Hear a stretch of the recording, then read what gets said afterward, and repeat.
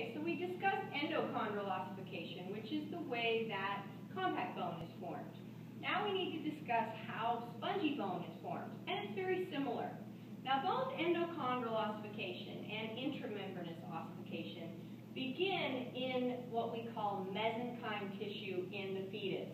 That mesenchyme tissue lays out in thin sheets, and then bony material begins to replace it.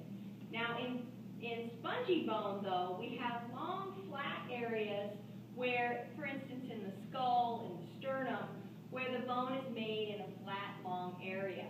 So what happens if we look at that first picture, you have development of what we call ossification centers.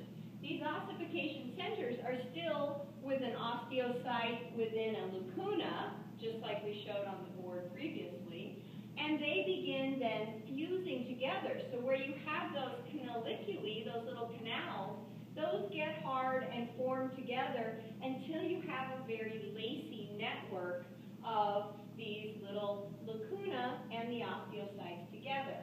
And then you have this bony osteoblast material forming around the outside. When we look at that then, they begin forming these spicules of bone, like spikes. So there is a long spike here, here's another one here, where they're growing into spike-like form and fusing with each other, but all the while leaving spaces. Those spikes are called trabeculae. So here is the formation of a trabeculae, where we're actually forming those spikes. Then blood vessels move into those spaces, and that's where red bone marrow